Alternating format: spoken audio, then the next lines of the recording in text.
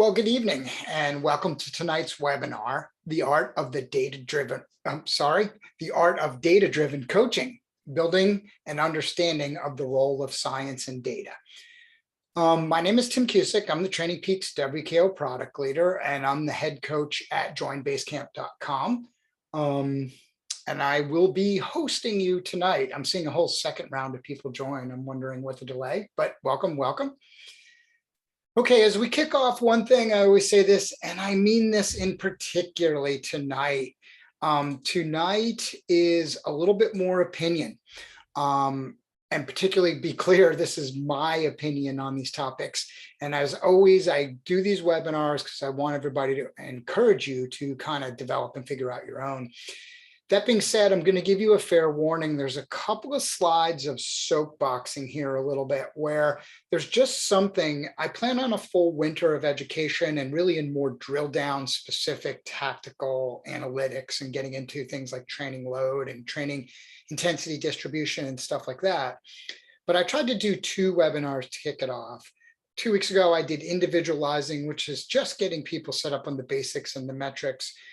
This is about the art of using data in science. So just know I'm going to preach a little. I'm going to point out some challenges we have in the use of art and data. As we go, I encourage you to ask questions. Please use the Q&A button, not the chat button. It's just always hard for me to track both boxes. So use the Q&A button.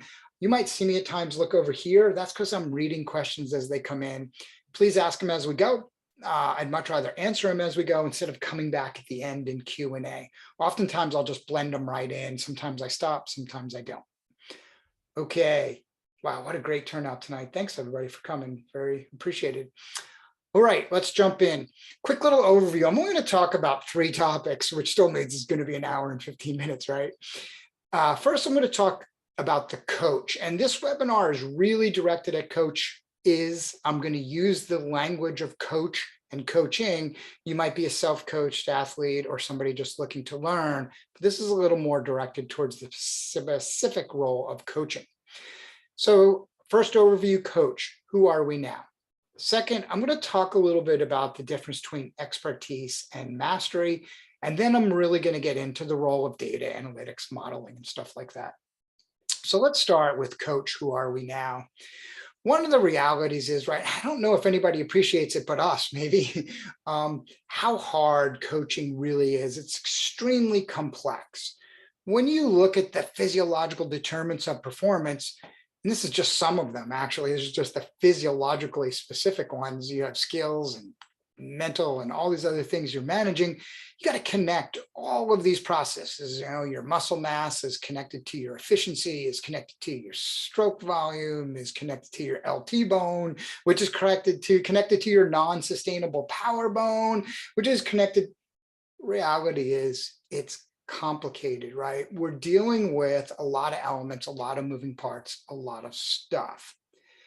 Well, over the last couple of years, and I've been saying this, I remember really talking about this, the 2016 USA Cycling Summit, or maybe it was 2017, talking about how we had this massive influx of data coming to the sport. We had power, we had heart rate. We were starting to see some new data in 2016. And I remember saying, you know, what's really happening for us is the athletes are becoming this data gathering machine. Suddenly we have seen new devices come into the marketplace, maybe not so new anymore, right? They were new when I was talking about it then. We have oxygen and glucose and movement and aerodynamics and breathalyzers to figure out if we should eat carbs or not carbs, or we have how we sleep, how our heart works, how rested, all these things, right? We suddenly have a tremendous amount of data. And what's an interesting paradigm shift in this experience, or our experience with data, is the data is being generated by our athletes, meaning it's actually coming from the performing athlete, the athlete we coach. It's not data that's somewhere out there on the internet. I'm not surveying a large crowd of people and saying, hey, everybody, what do you think? You know, if I gave you X, would you do Y? This is data that's gathered from your performing athlete, to be specific. And you've had to take on the role of becoming better at that data because they're using it and they expect you to use it. And what that means is coaches, our toolbox is changing, right? We have new tools, we have different things that we need to be coaching. You can go way back into the old days of coaching, maybe you had a chalkboard and a whistle, you're going back to that old fashioned coaching. But now you really have this idea that you have to coach with sport or in the sport. You have to coach with data or in the data, and you have to coach science or in the science, right? What's really evolved in this toolbox is it's redefined the coaching, the endurance coach specifically, right? Because endurance data collection in cycling specific and in running now and other sports, we're ahead of the data curve. We've been collecting data for a while. But you as a coach have to use and have to understand, for you to be, in my opinion, a good coach, you've got to be able to balance these tools and use them well in your coaching. So in reality, what's happening to you is you're a coach, you've always been a coach, but now you have a new role, you're adding something new. You do need to become a data scientist. And the reality of becoming a data scientist is you need to know how to use data and you need to know how to use science, right? But whenever I say that and I talk about it, I think there's a feeling of complexity there because, well, one, it's complex, right? Remember, our jobs are complex. That's not going to change because we have data science, new tools, whatever. Your job is a complex job. And actually, the data makes it more complex. So in dealing with that, what does this idea of coaching combined with data and science and becoming a data scientist kind of mean, right? Well, it's a blending of the coaching skills and this data science. And really what we're talking about is when you combine these two, I want you to think about it as decision science. And this is really important because you need to ramp down, and particularly in today's world, the internet and the easy access to information has made everything what I would call a data echo chamber. The language of data is everywhere. We're talking data, language of data, right? It's not about the data. It's about how you use the data. And what you're using the data for is decisions. The reality is the output goal of all this is the simple but complex. We want to increase the odds of accuracy in as many of the decisions we make as we make as coaches to improve the output of the process. So think about this complexity element, right? You're making decisions now all the time.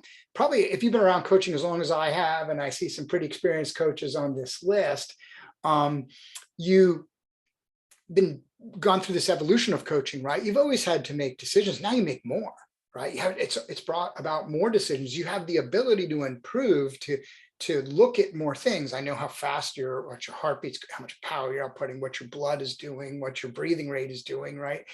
So with all of that data, can I use that data to make better decisions and make better decisions with, meaning higher accuracy, meaning I turn out to be right? That's what we want as coaches. And then can I do that at a higher frequency? If I put those two together, I'm a better coach.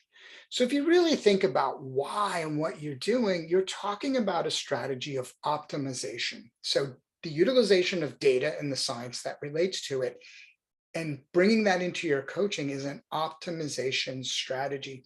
One of the gifts we have as a coaching endurance coaches in this 5-year cycle, and could be 6, could be 3, depends on how you look at it, right? Is we are in this optimization revolution. Now, the thing is, when you say optimization, people might think easier. It's not easier, not yet. Easier is coming, and I'm going to talk about that in a little bit.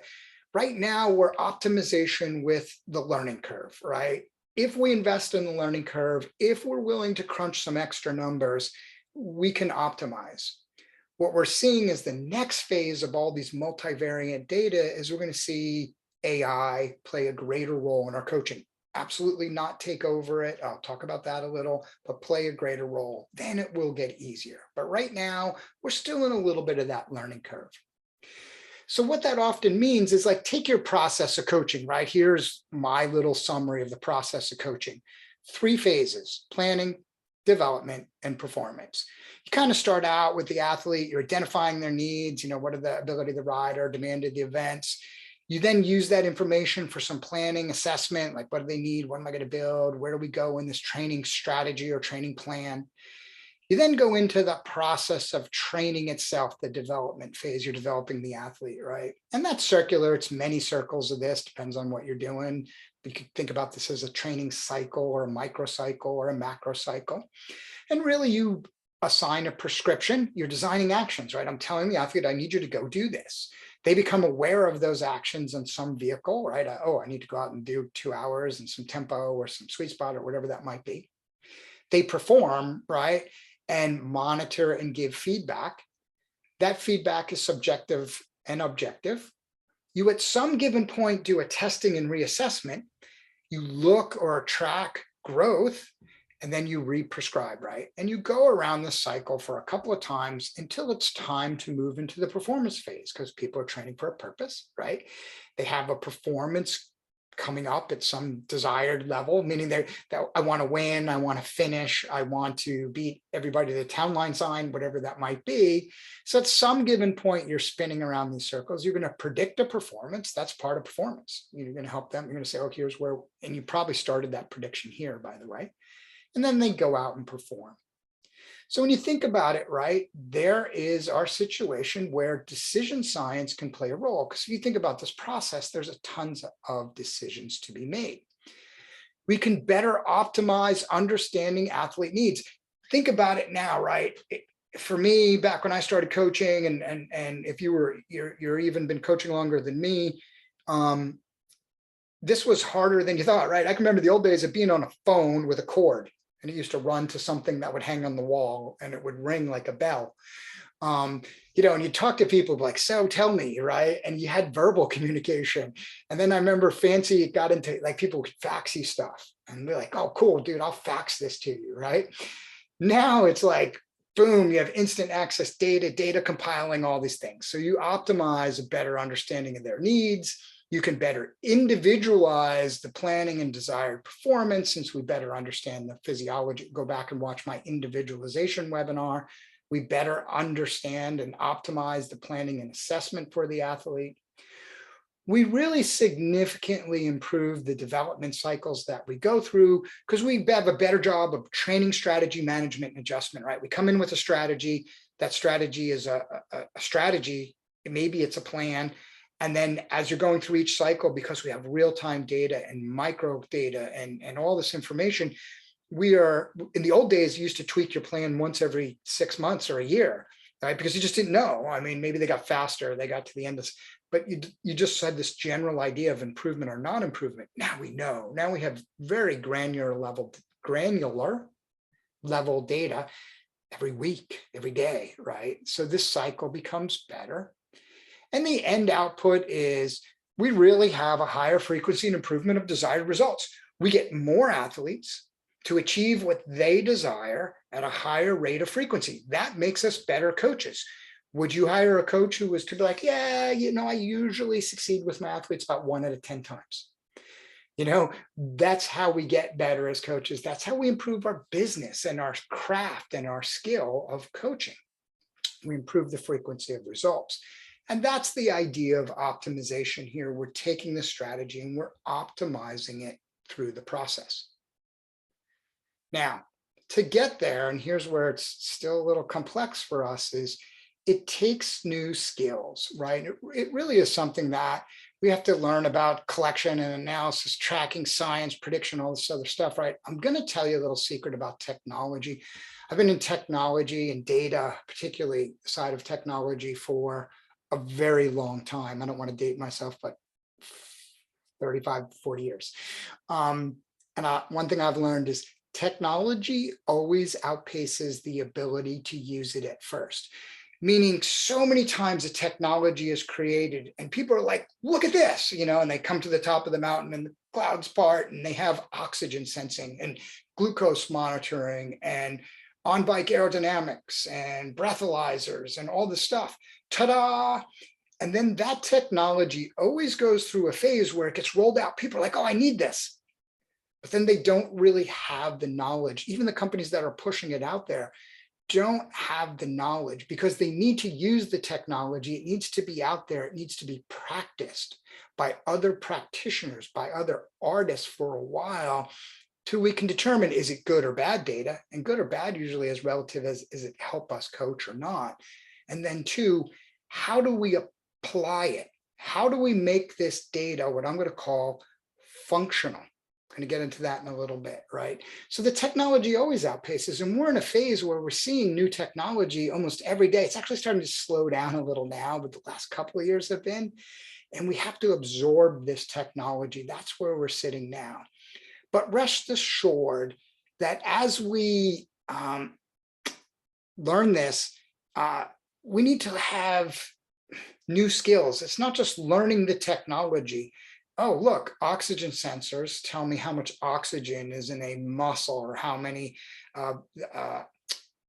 glucose sensors tell me where my blood glucose is, right? We need to be able to leverage this into something. But like I was going to say, rest assured, we need to understand this doesn't come, sorry, I'm reading questions. This doesn't really come, these new skills, we need to understand that it's an evolution, right? They don't replace the old skills. And whenever I talk about data, people go right to AI, like, are we going to, is this like computerized coaching, or does a coach just spit out tomorrow's workout? I will absolutely 100% guarantee you and argue, anyone who wants to argue this argument, you do not have enough data to produce an AI coaching system that is highly effective. As a matter of fact, you don't even have the data, enough data to produce one that is much more effective than just riding your bike or running in some generally consistent fashion. Now, if that program motivates you to get off the couch and ride your bike 4 or 5 days a week, great, you're going to get more fit. We don't have the data collection to make it. We're heading there. But sitting here right now today, we don't have enough data, enough of the variables to do it well. So just clearing that up. So the reality is all these new skills are going to enhance what you already know. Hence my point about decision science, right? It's not replacing something, it's enhancing your ability. Why is that? And here's one of my 3 soapboxes, and I promise I'll limit it to 3. I will absolutely tell you, in today's world, science is not the solution, right? And one of the things that I see, and this is just my opinion, I see science studies coming down the pipe, and there's this current process in science, which I'm going to talk about in the next slide, right? Somebody sees this science study and they say, aha, that's the solution. If I could just do that thing, I will take my threshold from 225 watts to 275 watts. Since I've now read the study, I get it, I understand what it means. If I just implement it, my athlete or myself, I'll be faster. I see that all the time. I'm going to talk about that a little bit more. And the reason I'm saying it's so important we understand how to use data and science, it's a tool that enhances the art of coaching. It's an optimization tool by better guiding the decisions you make. It is not the solution. How do we use science? When we look at our coaching, and I'm going to give some examples of this, science does help us solve problems. When there are things going wrong, when there are problems you need to work through, science does give us a lot more answers. Now, if you listen to those two, somebody's going to go on the Facebook group tomorrow, tonight, and be like, Tim said science doesn't work. Don't say that. You'll get me in trouble. Science works just great. We learn from it all the time. My point is, the science is not the answer. There's more to it than that. We need to use these tools as optimization strategy. But to be able to do that and apply data and science to our optimization strategy, we have to remember that the science itself is not the solution. And one of the things I see now as the challenge of science is these 2 things, reductionism and functional, 2 words. So one of the things I had this discussion once. We were doing one of our camps out in Boulder with Scratch Labs, and Dr. Alan Lim and I were, and 1 or 2 other people who might even be on here, where Kate, I think you were in this conversation. I see you in the meeting. We were talking about how when you take a piece of fruit, an apple, I think we were talking about the time, and you're like, wow, this has some really good vitamins or nutrients in it. Let's pull them out of the apple and put them in a pill, and then take the pill and it's good for me. The reality is, what we constantly learn is the fruit itself is a system. And you don't get the benefit from taking that one thing out and taking it as a pill. You get much more benefit by eating the apple, because that's the system, that's the systematic approach. What happens in science in the world today, because so many people want to print papers, and again, this is my soapbox, so forgive me for it, and it's just my opinion, everybody's entitled to one. They take these very minuscule things and they measure something very small, very, very, and remember that big complex, all those physiological determinants I put, and there was like 30 things, 40 things. They take one, they study that one and what they say is a controlled environment. And when they get done, they say, aha, this doesn't work, or this is what works. People get 10% stronger, right? You, the human beings that you coach, are a system. And taking data from reductionism science, it just takes from one thing and making that the absolute truth is the trap. The science could be right and the science could be accurate, but that doesn't always mean that result becomes functional. Everything you do in the face of reductionism in science in today's world, you need to be able to understand functional. So I'm going to give you an example. I'll even give you two. One, fasted riding.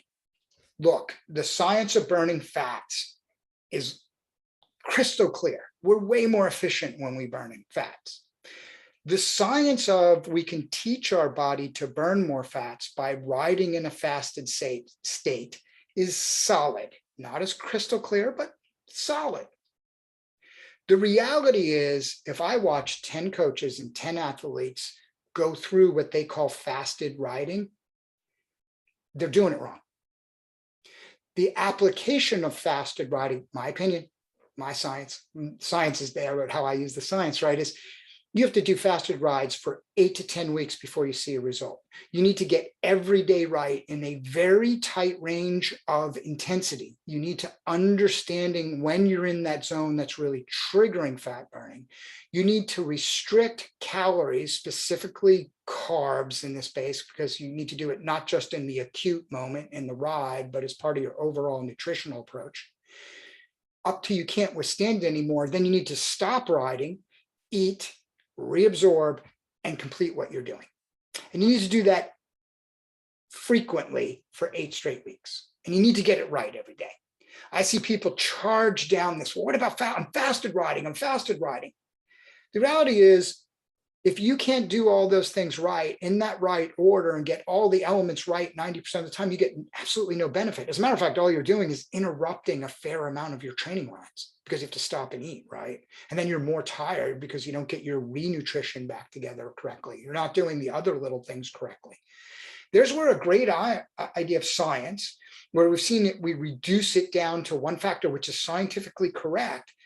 Coaches or self-coached athletes, and particularly in this zone, jump on that idea, but when they go to make it functional, it fails because the science, the person couldn't apply it to the whole system. They didn't understand that it took more than just a couple of fasted rides to make it work. That's a great, I'm not going to give you two, just to name the time, or I'll end up going all night. What we see now in science is they lead people down that path. So I'm going to give a little quote about data science in particular here, because in these sciences, we put numbers to everything, right? This is a famous quote. It's from Goodhart's Law of Measurement. I actually think somebody else said it, Marilyn Stratham or something like that. This was from economicists. When a measure becomes the target, it ceases to be a good measure. You know, and take a screenshot of that and think about it as a coach, because we do it as coaches all the time. Sometimes it works okay enough, like training zones and things like that, even though it's still a problem. Think about a training zone. You have somebody who's getting more fit every day, right? And they're just really on the peak, and you're telling them to go out and train 300, 310 watts. They're, because you want them in VO2 max zone or something like that, right? And they're just like, I'm going to be a good soldier. And they do their 300, 310 watts when they could have done 330, 340. That's a classic example. When a measurement becomes the target, it ceases to be a good measurement. Challenge yourself all the time to take what you know in the art and the science. How do I apply it to decisions? How do I make it functional within the process? And you'll do a much better job of managing how all these things come together. Again, so there's 2 of my 3 soapboxes. I got 1 left. Let's talk about expertise versus mastery. And this is building on what I'm saying, right? Because what all this science knowledge that's readily available, I will tell you right now, and mark my words, if one more person responds to me, like when we're talking about like complex things and I'm on internet and they link me to a science, or you're emailing me back and forth or whatever about a question you have and you're emailing me a science study, I don't give a shit about your science study. Yep. Until you can tell me you've tried it, you've attempted it, you've applied it, you've practiced it. Because otherwise than that, it's just a piece of paper with good credibility, probably. I don't know the scientists, I'm not judging the science, but it doesn't hold water in the argument until you can show me you've tried it. Because what happens is, if you haven't tried anything, yes, you can be an expert. You can have expertise. You can go out and read every article in the world about fat burning. Just go back to that subject and, fasted riding and how to do it. And you still like, oh, I got every piece of knowledge. I have expertise. But until you practice something, you don't have mastery. Mastery comes with failing. Mastery comes with errors. Mastery comes with attempts and mistakes and wrongs. I was doing an interview about 2 or 3 weeks ago about one of my athletes in the Olympics. And they said, man, you guys nailed it, totally on form. How did you get this right? Whatever, blah, blah, blah. And I said, oh, it's easy. It's easy to answer that question. And they're like, well, what is it? And I'm like, I've screwed this up enough that we figured it out, right? And that's true. That's the difference between expertise and mastery. And if you think about it, right, and I love this Carnegie quote, and thinking about it in our coaching business, he was talking about engineering and building things and this and that, but it really applies to us. Even in such technical lines as engineering, about 15% of one's financial success is due to one's technical knowledge. And about 85% is due to skill in human engineering. You could stop the quote there, right? Because what he means by human engineering is he means mastery. Understanding that this goes beyond engineering and putting something on paper. You have to make it work for the human. You have to make it something they'll visit, use, function with, improve them, optimize them, right? And the reality is what's happening right now to some degree, the internet is empowered. Easy access to information is knowledge. How many times you see, here's my answer. If you only had this perfect new zone, or if you can only measure this perfect new metric, you'll have all the answers for coaching. But that's forcing people to lose the art of mastery. And we're relying on that. We're believing that because somebody who seems to know what they're doing, like me, right, has convinced you that's true. But I'm not trying to convince you of any of that. I'm just pointing out that it's not the right direction. So here finalizes the soapbox. Here's what happens, right, in science and coaching. And if you're a coach out here, here's my advice to take your game to the next level. When we look at applied experience, right, we can have less, or we can have more, and that gets accumulated over time. When we look at our knowledge, like how many science papers we've read, how many studies have we been involved in, this and that, we can have less and we can have more, but that would accumulate over time.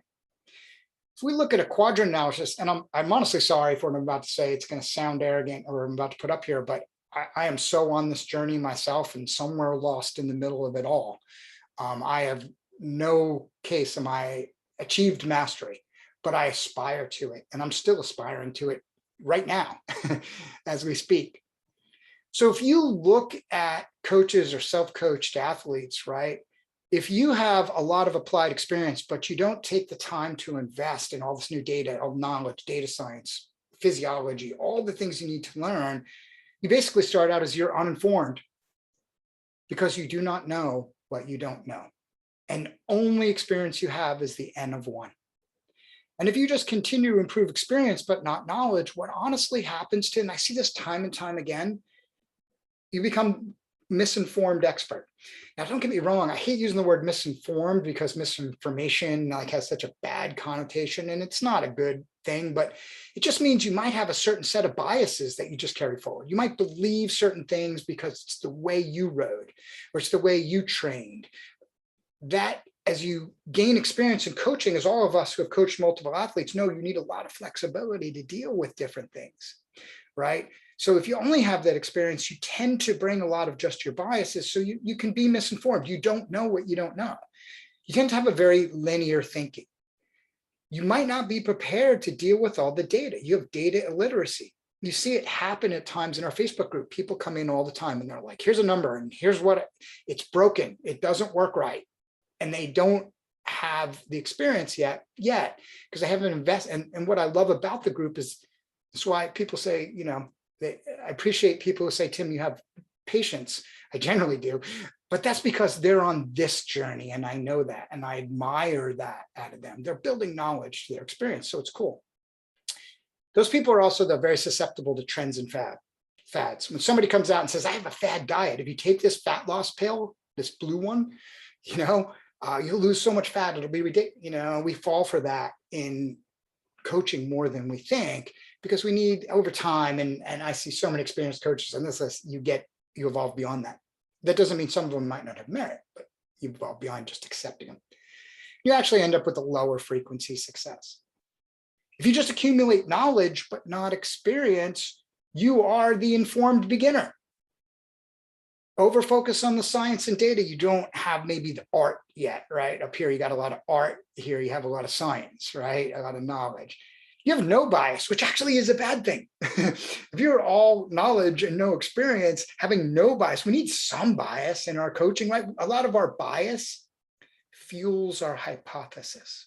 Here's what I think I'm saying. And then we use data to validate it. We have very singular thinking. We think in the one, right? Because everybody fits within that science study, one. Fits in that science study, one. We tend to be data manipulative when we have a lot of knowledge, meaning when we don't understand the experience, we just apply the data, we twist it a little, we tweak it. We're also susceptible to trend and fad, and we have lower frequency of success. Great coaching happens here. And this is mastery. You have blended decision-making. You have a balanced bias, still some of your bias, but you know how to vet it. You know how to test it. You have collaborative thinking. To me, and I do a lot of coach education besides this stuff, when the coach truly flips the student teacher role with their athletes, that's when I think they really achieve mastery. I think when you get knowledgeable enough and experienced enough and comfortable and confident enough that you can flip that role with your athlete, you can help them achieve greater results, and you yourself will benefit from it. You just become really good at data utilization. Trends and fads, you look at them all with kind of like the stink eye, right? I don't know. But you know how to validate them. You know how to go about saying, I'm going to test this. I'm going to see if it works. I'm going to see what if it's right for me. And you have a generally higher, not necessarily high, but a generally higher. Coaching is complex. It's not, you never have 10 for 10, right? Nobody does it. It's too complex. But you have a higher frequency of success.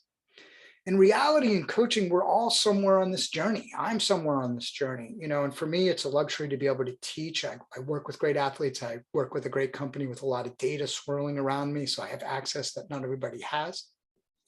But also teaching is part of my own learning with the group. We're all on this. And the reason I say it, my final soapbox, this is it, my final soapbox, I'm going into data and analysis, is learn mastery, right? The science is really cool, and we have some cool stuff happening, and we have things that are really going to be effective in your coaching. They're tools. They help you make better decisions. But don't forget to build your experience. All the science talk is forgetting that. I was sitting with a coach. He came to one of our camps. We did a camp in about a month ago. And we had dinner after camp. He stayed some extra time to just chat and talk, catch up in the world. And I was really appreciative of what he was doing. He was newer to coaching. He was still getting his feet on the ground from knowledge. He was learning. And when we were sitting down and we were talking, and he said, one thing I'm doing, Tim, right now is I'm just taking on a fair amount of low-cost athletes. Not that I don't want to make money, but I really want the experience. I just find if I have like 5 athletes or 10 athletes, I can really apply some of the stuff. It helps me think. I mean, I'm not saying he hired 10 guinea pigs, but maybe he did, right? But he's willing to do it, and he's willing to invest in gaining the actual experience instead of just investing in the knowledge. Now, on the same side, he was here at the camp, so he was investing in his knowledge. He was doing some of both. I really appreciate coaches doing that. To me, that's my same journey. I never stop learning. Every winter I look forward because I already have a line of science and things I'm going to read and study and stuff like that while I'm on the trainer. So this end of soapbox. The path to mastery really starts with awareness, build knowledge, build experience, then it gets there. Time, take time. You're not going to become a great coach overnight. Learn to use the science, test it, apply it, figure it out. Why mastery? You're right back to this problem because you can understand where science and what it's doing, what it's giving us, and you can functionalize it. You can make it very functional. Final example, Dr. Andy Coggin, I just saw another person talking about FTP and a test, and it wasn't perfect. It's should use 93.5% of 20 minutes or whatever, all those arguments. Andy did an awesome job. He's a very smart guy. Of course, he understands the overarching science of threshold really well. I've sat in the meetings, I've had the discussions with him 100 times, but he'd always say, how do we make it functional? How do we make it so the everyday person in a very easy way can generally figure it out? FTP is an excellent example of functional science. Okay, let's now dig into, let it go. Sorry if I insulted anybody, but I'm really passionate about building great coaches in our industry. It will elevate our industry. Let's talk now the roles of data analytics and modeling in your coaching. Little definition, what is analysis? Data analysis is a process of inspecting, cleansing, transforming, and modeling data with the goal of discovering useful information, suggesting conclusions, and supporting decision-making, right? Decision science, that's where it's all going.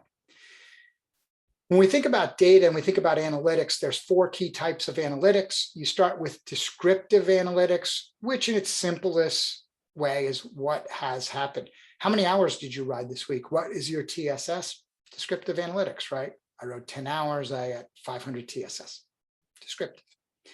You then move to diagnostic analytics. And this is really, why did it happen? We're looking for patterns in that data to try to figure out why things happen, to think diagnostically. Often this is as we begin to combine data groups or data sets. I'm going to give examples. We then come on to predictive analytics. What could happen? We've seen a lot of growth in this area in the last couple of years, and a lot of the science that's out there is playing in this field in predictive analytics. And then prescriptive analytics. What should we do? We're not there yet, as I said, and I'll continue to say it. We don't have enough data to make that work. So how do we start using all these analytics, right? First thing you need to have is a process. So for me, I always whiteboard things. My wife laughs at me. She might actually be on this webinar laughing at me right now. For all kinds of reasons. My wife laughs at me because I'm a whiteboard guy. Like I love to write my X's and O's and I put whiteboard down and whatever, and I think about it.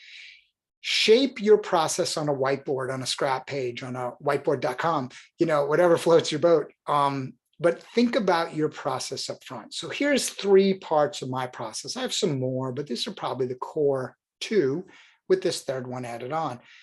I always have a process specifically for athlete needs of assessment and planning.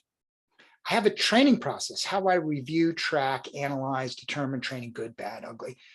And I look at load, progression, and specificity. And I have a different way of looking, another process type is situational diagnostics. What do I do when something goes wrong? I use science to solve problems through drill down, or I find out what's happening through drill down analytics. Now, this is my process. I want you to think of yours. I'm going to show you, I'm going to take through examples of this through a couple of different fields and how these progress through this, but I'm only going to use samples. The thing is, we built WKO5 to be a tool for you to create your own solutions. So the thing is, I want you to create your own. A great way to do that, right? Do your whiteboard. Figure out your processes. Like, what's my everyday process? What's my situational analysis process? What's my something else you might have? Whiteboard it, know what it is, then start with a brand new view and start I shouldn't have highlighted that one. That should be hidden. Whoops. But you see like TC athlete needs view, TC med scientist. That's my situational diagnostic one. I always call it med scientist. TC training process, right? Make your process a view and you'll streamline your efforts with WKO. Don't use all our views, make it a view. There's thousands of charts, and you can build your own and whatever, make your view of the process. All right, let's dig into athlete needs. So let's just say we say athlete needs descriptive. So I've kind of just carried this over when the descriptive, I know it's probably too small for everybody to read. Descriptive is pretty easy when we're talking about athletes' needs, right? You could simply have a look at their power duration model, the entire dashboard. I tried to name everything here because Kate will email me after and say, Tim, what's the name of all those charts? So this is for you, Kate. So power duration model dashboard, the whole dashboard has really been meant to be descriptive of the athlete. Here's how they make power. Here's some of their metrics, what's been the best for the year, what's their phenotype. Here we have the phenotype, excellent base description. Here we have PD curve profile strengths and limiters, right? This gives us excellent insight. It's not compared against anything. It's the athlete's strengths and limiters. Now, I just threw together a couple more slides, a couple more charts to think about in description. Like for me, I spend a lot of time looking at fatigue resistance, things like that. So I have, that gives me excellent description, just a basic fatigue resistance chart where I'm comparing what happens to them as they fatigue. In this example, I'm using post 1,000 kilojoules. It might be 1,500, it might be 2,000, depending on who you're coaching. I still use the classic power profile, but I usually do it in the strength and weaknesses. Now you notice these are kind of the same shape. This goes a little further out. That's because all this is doing, it's the shape of your profile. So if it's lower, it's a weakness compared to you, a relative weakness of you. So this athlete's got weaknesses below the blue line. They're weak and they begin to be stronger, they're stronger at things over a minute, but they fade again over, 2.5 hours. So it really just shows where their strength, what's high versus, and the further they are from the blue line standard deviations, the more it's a strength. This is a pretty all-rounder athlete. So simple things like that are simple descriptions. But then we move into but I want to diagnose the athlete. I want to maybe understand things, right? And we begin to think about understanding or becoming diagnostic. It's often the ability to put charts and information together, whether you do it side by side or look at one, look at the other, or make that crazy, wacky WKO chart that, blows your hair back. And it's like, whoa, I can barely see all that. Plenty of ways to do it. Like I might look at an athlete's strength and weaknesses, right? Like, man, that's weird. Like they really drop off here and they really don't seem very strong here. What's going on? So I might look at, what's been the same? Like I'm looking at this for a year, let's say, and let's look at the last year. Look at their time and zone. This athlete's doing a lot of easy riding, maybe too much. I'm not making that conclusion right now. I'm just saying that's how we begin the diagnostic journey. We think about the elements of what we're looking at, and we begin to pull in data that gives us deeper insight on causality. WKO gives you tremendous charting visualization, but it gives you access to everything. So you have to come up with your own combos, right? So I might want to know, man, are these strengths and weaknesses, is it related to their training content? I absolutely would see this as a concern right off the bat. Maybe that's why they fade. They don't stay zone 2 for long. They spend a lot of time in zone 1. What if I want to know, well, they always a time trial, I can pull up the old phenotype map. I know you can't see those dots. It's so small. Sorry about that. Maybe, look, this athlete moves a lot. Their phenotype mapping moves. That tells me maybe that the training has never been right. Maybe they lack a base fitness. It shouldn't move that much. Mastery, right? I've seen this, and I'm not saying, again, I'm the master, but I've seen it so many times. I know when those dots are really close, the athlete's training pretty well. When it's spread out all over, they have a history of not training so well. Because think about it, at some role, your genetics take over. Your genetics, when you get to a certain amount of fitness, you're just going to be as adaptive as your genetics allow, and that range of your performance will narrow. This athlete's all over the place, so it gives me some insight. So it's stability might be what I'm looking for. I might combine fatigue resistance and look at it compared to other data. So the reason when I said compared data, I might look at actual performance here, say, gee, what's happening in 5 minutes and before 1,000 kilojoules and what happens after. Same with PD metrics. Now, I would always look at this compared, but I uncompared, meaning you overlay both because it gets so busy it didn't work in the profile. It might be overlaying both. Another thing I do, I talked about this in my individualization webinar, and I'll just talk about it here because a couple of people have sent me questions. I track what's known as, I need a name, right? I want to use power balance, but Garmin already has that with left-right pedaling, or Quark already has that with left-right pedaling. Garmin Balance has it as their metric output. So maybe it's power ratio.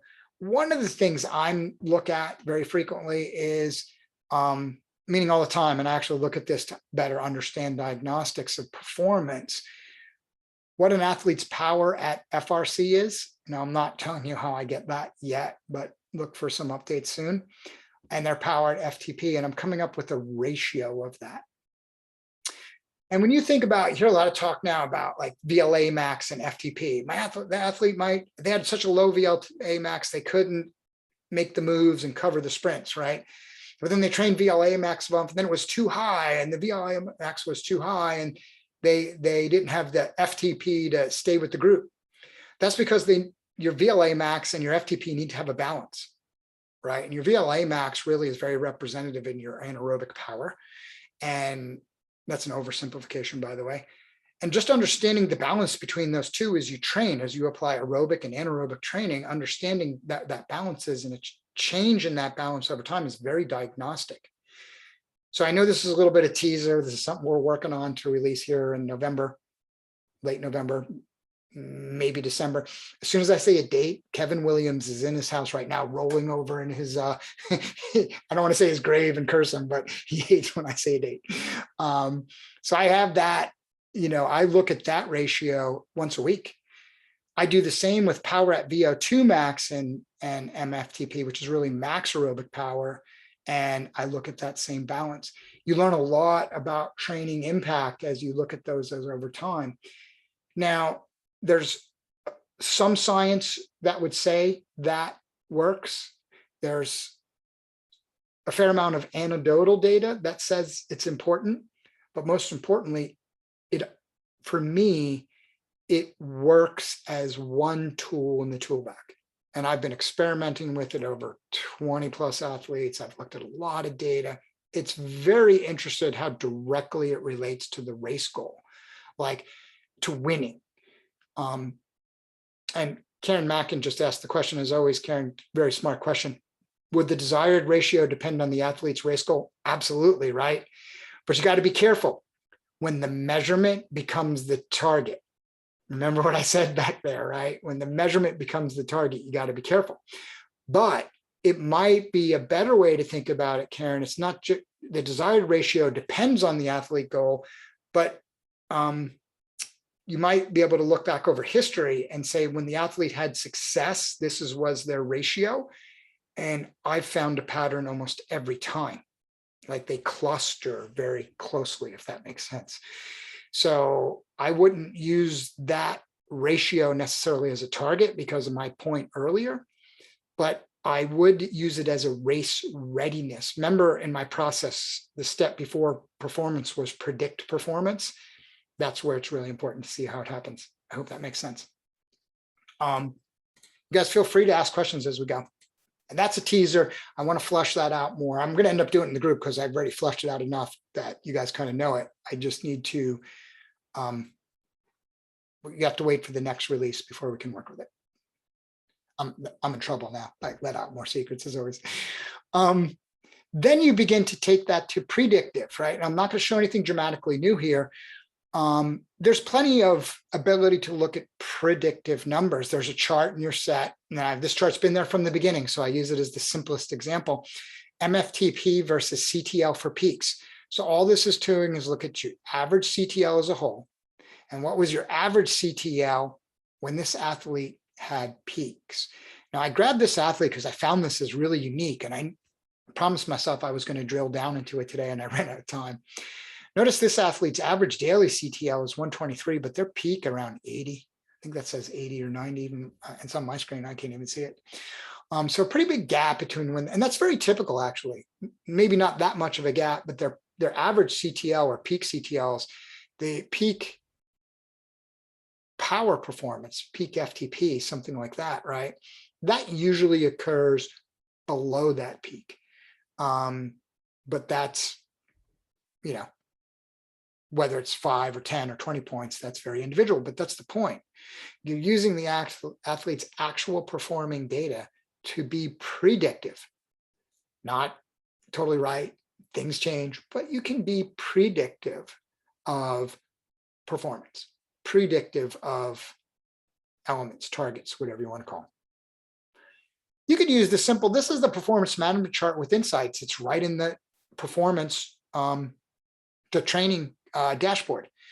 And what this is doing is if you follow the CTL line, it goes green when the athlete's at historically, I think it's based on the last 3-year average, when the athlete has historically hit high CTL, high training loads or high chronic training loads.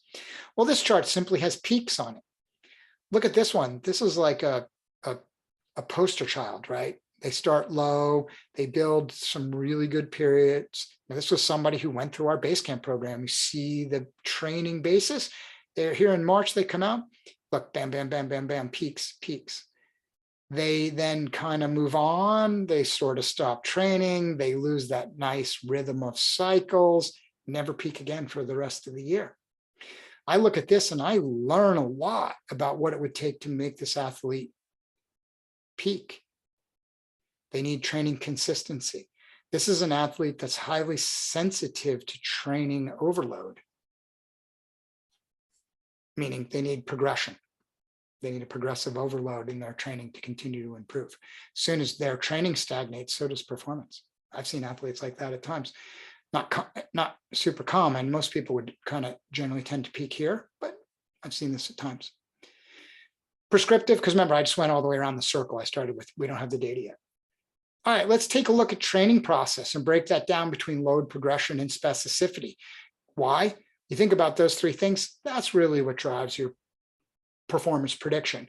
I don't want the athlete to go in, like how many guys have ever coached an athlete, right? And come on, let's be honest, we've all done it. You're like, man, this didn't go right, but you're trying to keep the athlete positive and like, crap, I have no idea what's going to happen. They're going into tomorrow's race and they could hit a home run or they could totally burn out in the first 20 minutes, right? You generally have a pretty good feel, right? I know the athlete's fit, but did I have the right content? Or maybe they're too fatigued. We didn't taper. You know, you always have that, right? So the better we can look at these metrics to predict performance, the better we are. Well, if I want to look at training load descriptive, these very simple classic PMC does, oops, bad naming, that should say PMC, does a pretty good job, right? Simple, basic. That's what I've done. Spending time looking at time and zones. There's a ton of time and zone charts. This one I like. I actually use this one. And all this is doing is looking at time in zones by color coding each week. And more red means more high zones, more it's blue, more low zones. So I immediately get an idea of training load. And part of training load, remember, training load is defined by duration and intensity. You could say frequency also, but that's part of duration, intensity distribution. But it's really defined by time and intensity. So I have duration and intensity understanding. That's descriptive. I can very quickly look at this athlete and say, okay, I understand their training load. Now as it become diagnostic, you go back, and this has been the same athlete. I tried to use the same athlete through most of this. I can be diagnostic. Well, I can diagnose this was improvement and this wasn't, right? The athlete stopped improvement. And here's a chart. I use this all the time. I didn't create it. This is what's so great about the Facebook group. Somebody else created it.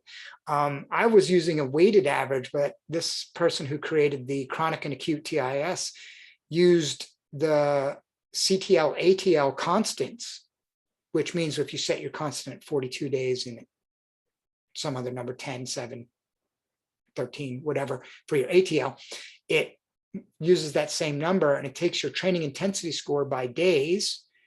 And it's looking, the blue is the acute number and the red is the chronic number. Sorry, the blue is your chronic aerobic. I need to make my own charts bigger. And your acute aerobic, and the red is your chronic anaerobic and your acute anaerobic. So the dashes are the acutes and the solids are the chronic. And that gives, you begin to kind of visually see a relationship, right? The athlete was building, and then they laid off. And as a matter of fact, what they really laid off, you saw here as they came into peak, their closing anaerobic gets the amount of anaerobic training intensity score, anaerobic training intensity points, gets much closer to aerobic. But they kind of go through that peak, and then as soon as they're on their own, they immediately drop off, right? They just stop going hard. They're just cruising, and it immediately shows in their ability to peak. It gives me immediate insight that it was the intensity distribution here that drove the peak. And here's exactly, it wasn't just the fact that CTL flatlined. They had a significant shift in training intensity distribution. So maybe I want to look at that differently. To be honest with you guys, I have a PMC with insights where I overlay these. I just put them in the same chart. I certainly have them in the same dashboard. In my, remember, make the view, my dashboard, these two are in there. One of the things I have in my diagnostic that I look at, and I keep this wacky chart in that same dashboard, but I got to admit, I don't know how to use it beyond visual because you can see it's really busy. All I'm doing in the purple bars is tracking time in zone 2. So I'm looking at time in classic, time in eye level zone 2, but they're same as classic. You could clearly see this athlete was much more defined about their time in zone 2. They were disciplined about their base training all through the winter. The winter goes away, what happens? And I know what happens. Go back to all the way back here. Remember, same athlete, hate doing this too. You go back to here. Remember all that time 1 in zone 1? Tell you where it comes, right in here. They're cruising. So it can be pretty, lots of ways to visualize and be diagnostic. I know what went wrong here.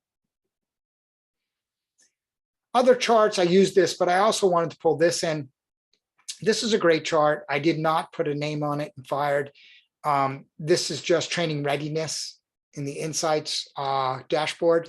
And all it's showing, it really is using your TSB and then a range of fatigue. So if it's really low here and gets into the red, that's overload. If it gets up high here, that's transition or over or reversibility, you're losing fitness. You really want to train in the green, yellow kind of level down in here. So lots of ways I can look at this person's training. They never really they didn't go into any heavier. You can see here, pretty much everything's above the middle line. They just shut down, they were going slow. Same number seen in many ways. Now, if I want to become prescriptive, so here's that same data. Now here's what I actually do in mine. I forgot I had it in here. I add the chronic and acute training intensity score right to my PMC. I'm losing my ability to think. I need more coffee at night, except then I'll never go to bed. So in reality, you can see, right? If I bet you, if I would have maintained this ratio with this, I didn't coach this athlete, I'm not even 100% sure who it is, but if you would have maintained this ratio, if not increased for a while, they would have had bigger peaks out here.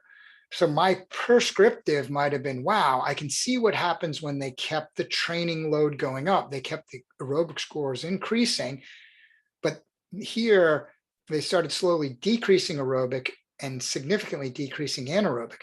If you think about the rules of progression, right? Constant, you always be pushing, always be pushing forward, except when you're resting and transitioning. One of those two should have went up. And if they would have, I would predict this athlete would have ongoing peaks. They were only in 1, 2, 3, 4 cycles of training. They could have had a couple more and driven the peaks. They just chose to make a change. That's prescriptive, right? Now, it's not absolute. I don't have a science study on this. I didn't put it in a lab with 62 people on a trainer, but I can make a pretty good hypothesis. I'm bringing my bias, my learning, right? But I'm vetting it. I'm not just saying it's my bias. I'm not just looking at, wow, they peaked, they could do better. I'm not saying that. I'm using data trend analysis. If I ran trend analysis on this, right, it would be gaining, the trend of performance would align with the trend of the training intensity score, I can make a pretty good prediction that if I would have kept going up, peak performance, simple predictive. One of the things we didn't talk enough about, and I was trying to find a good data set in my sandbox, I'm getting close to finishing, everybody, I know it's about an hour, is adding subjective data. I don't add subjective data to my PMC. I make all my athletes complete their subjective data. And it is very, very important that when you do your data analytics, and it's why I put this one in here because I should have been more poignant about it in the past, look at subjective data all the time. It's as powerful as a power number. It's as powerful as anything else. This athlete just has all the default feelings and all the default RPE scores, but usually they have lines running through them. I don't pull my athletes' data because every once in a while I accidentally expose an athlete who should not be exposed. So I use the sandbox data now, but I think you get the point. Training load prescriptive, we don't have. Fitness progression, descriptive, first and foremost and last and whatever, use the performance dashboard. We want more power, resulting in more velocity, resulting in the athlete's ability to get to the finish line in a shorter amount of time than everybody else. It's what we want. It's what, everything we're doing comes down to that. I posted the Williams Manifesto. Kevin and I wrote the Williams Manifesto, that 2-picture post, go back in the post, over about 8 beers in a bar in Mallorca. Yeah, I know, it's kind of crazy, right? And we were literally like writing it out on the back of a pizza box. And we're just thinking like, what do people really need out of power training? Like, what's the end? What do they really? That's the manifesto, right? That's all we want. So when you're thinking about descriptive understanding fitness, if power is going up, particularly in the areas you want it to, you're good, right? Things are going in the right direction. Keep that up. Simple, good description. Oh, I want a description of my fitness progression. Yep.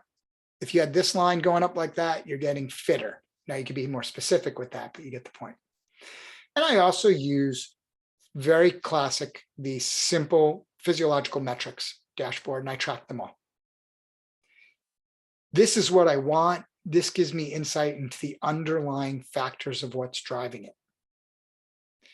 This gives me what I want. This gives me an understanding of the underlying factors. I can use this combination of data to continue to improve my athlete. Other descriptives, because I didn't want to ignore the fact it's been power, power, power.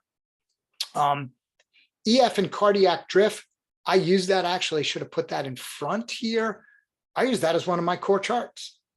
It's very simple, it's good. I run a trend line in there for EF. All this is showing to me, I want to know the maximum 30-minute heart rate just to understand, was the workout have a core of it that's just as hard. The blue is your EF scores, and I want that trend line going up. I heavily use the score in my base training coaching. And I use this as one of the key indicators of when it's time to move into next phases, or time to sit idle and wait for that next phase, depends on timing. At the workout level, I use a version of this. I showed it in one earlier, but I pulled the basic here because I'm just not using my data.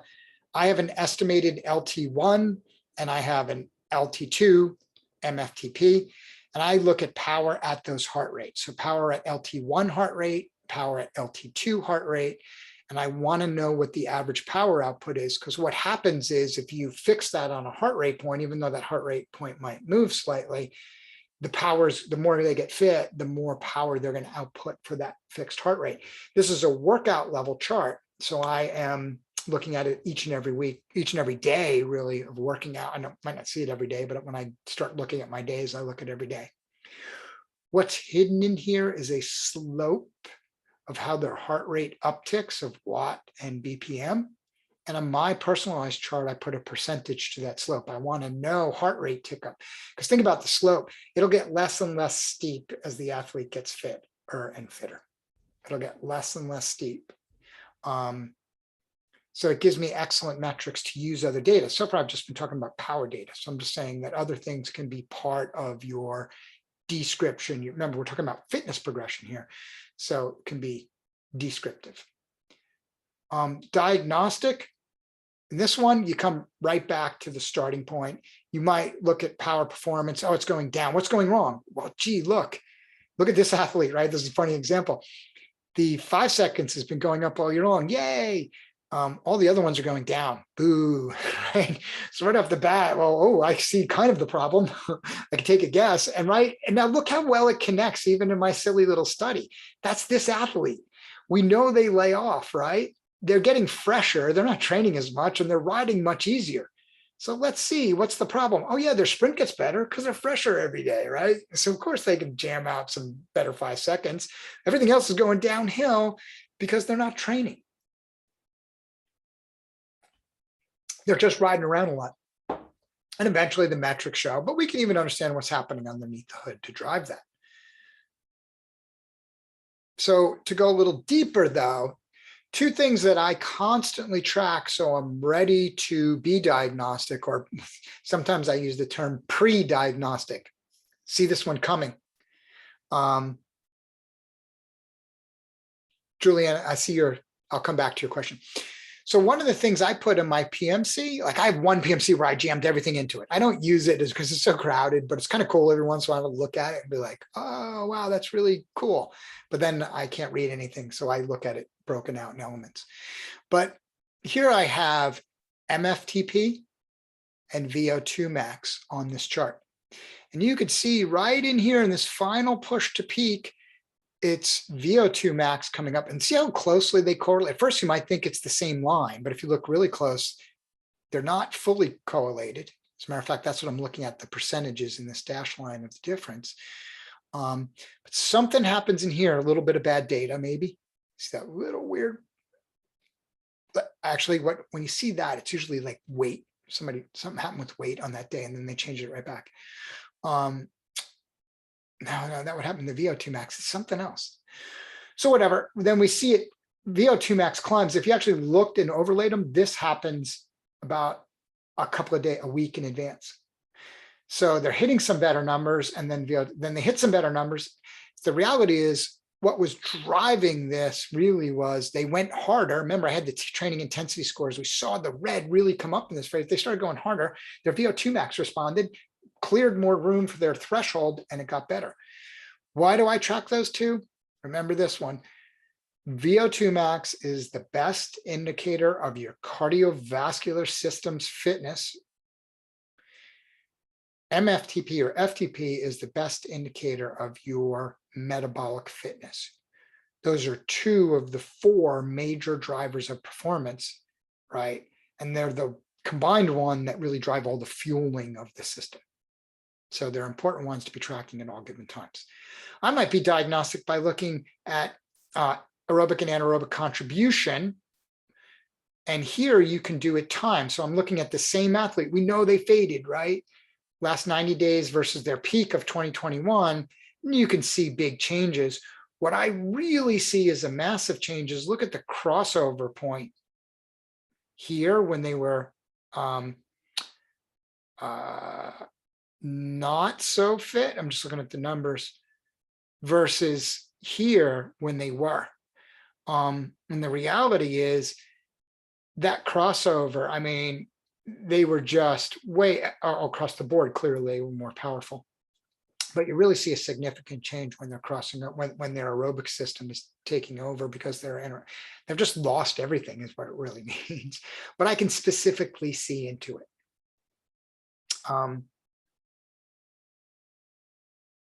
So somebody asked me how to specifically read this. Yeah, this one, this is the core one that's in your system. It's powered 150 beats, right? And that's a kind of a common number, but it's too high. You want a good number to target. Take 70 to 75% of your maximum heart rate, maybe 75% of your threshold heart rate. There's a lot of numbers out there to use. And so say 130 beats, right, for the average person, maybe 125 beats, and watch what happens to their power there also. So yeah, all you're reading, you want to know the intersection point, the slope, and the average at a fixed heart rate. Those 3 combined will give you excellent insight into fitness. We don't have a way to pull this up to the athlete. Like I want to Kevin and I have talked about it 1,000 times. Let's pull that number up because it's very like, what is power at? It will dim the lights of your house. You got to understand how much data. People don't understand how big like a 4-hour, 5-hour ride, was one 4 or 5-hour ride file is. Put a year's worth of them together and then have to read every second, take every second and put it on an exponentially weighted moving average, then compare it to every second a power number, and summarize all of that for a year. It's a staggering amount. It would calculate eventually, maybe, but smoke would be coming out of your computer. We're trying to change the way maybe we cache data and do things to make that possible. All right, I don't want to be all night. Another fitness progression predictive. There's just the same athlete looking at where they are last. Just use your power duration curve, time range compared. Hold down your control or your command button and select time ranges, and you can see massive changes in fitness once this athlete started lazing around. So I went back to time and zones. Oh, gee, look how much more time and zone they were here, during that time frame. Excellent way to connect causality.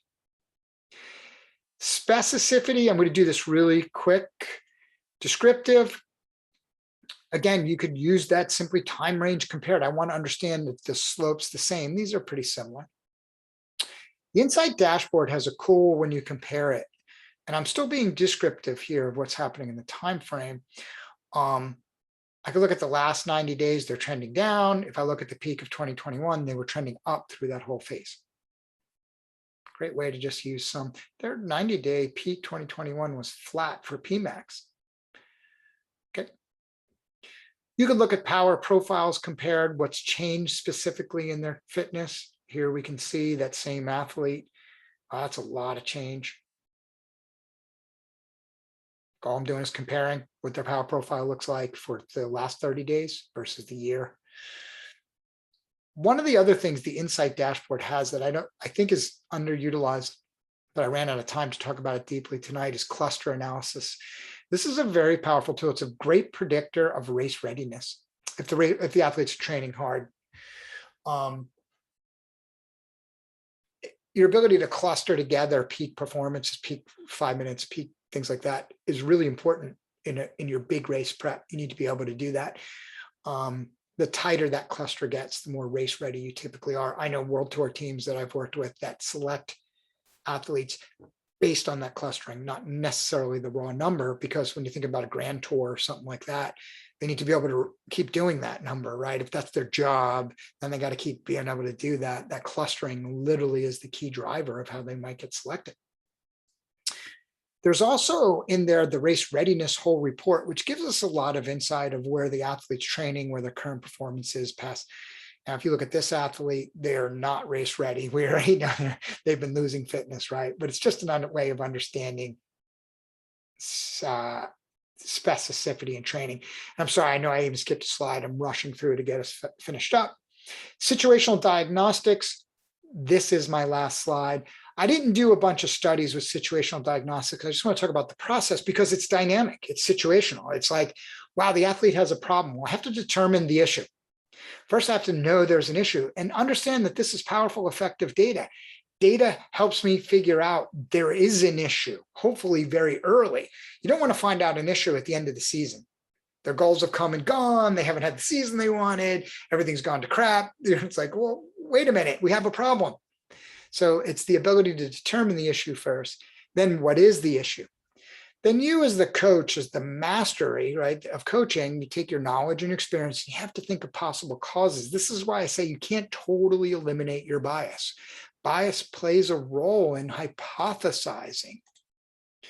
So in that role, you have to think about what are the elements. Like, gee, they're having a real problem with 1 minute power has dropped off the charts. Well, I might look at a possible cause. It might be training content, right? It could be that simple. It might be pedaling stroke analysis. I don't think it would be, but maybe they have an injury that's starting to show up. I actually have an athlete that for years we've dealt with an iliac problem and multiple surgeries. And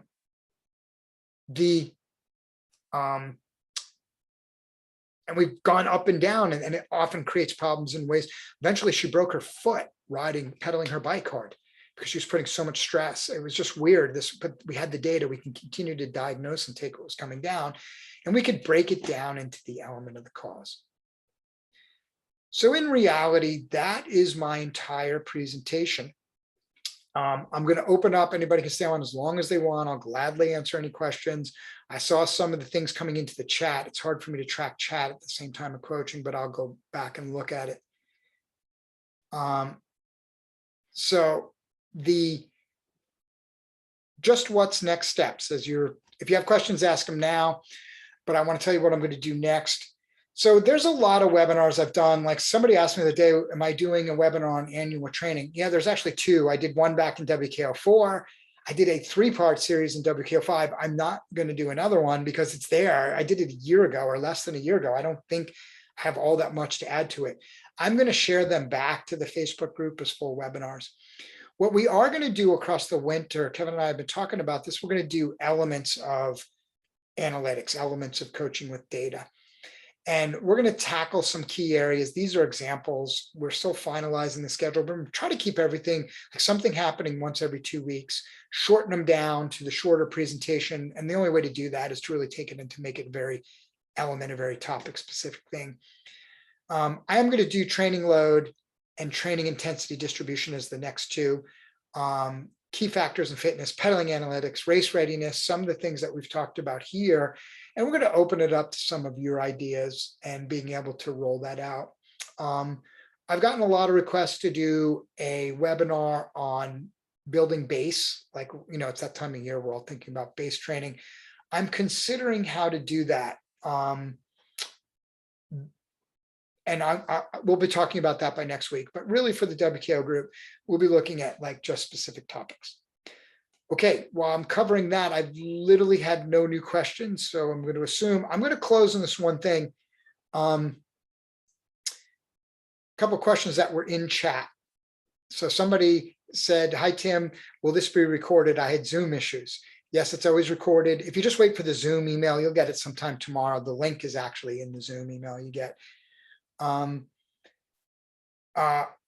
Okay, here's a great point. I won't point out names, but I would say science is necessary, but not sufficient. That really is a great way to say it. And the person said it because I'm a scientist and a coach, by the way. I think that's a great way to say it. And I'll steal that and use that in my talking points. My soapbox is more in the over-reliance of it as a singular answer, but I think that's an awesome way of saying it.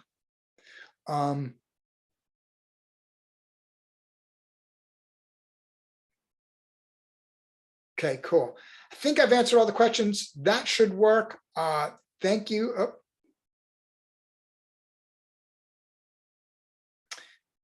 So thanks, everybody. I'm going to ask for this last question. You don't have to hang on. How do you use efficiency as a description or diagnostic measure? Description efficiency is a good description because it tells you what your fitness is. It gives you some general insight. It's not an absolute. Heart rate data is too variable to really rely on. But if you see a trend, to me, what I'm always looking at in EF is trend. So I run a 7-day trend and then a time range trend. So I might be looking at the time range on the right-hand side of 3 months, but I have a series of 7-day trends going on in mine. And if you think about that, it's giving me a good look at how change is occurring. What I want is, improvements in efficiency at similar power outputs. That literally is the definition of fitness to some degree. It's one of the elements, one of the definitions, one of the ways, one of the parts of fitness, I should say. So that's how I use it as a measurement. Awesome. Okay, thanks everybody. Good night. Thanks for coming.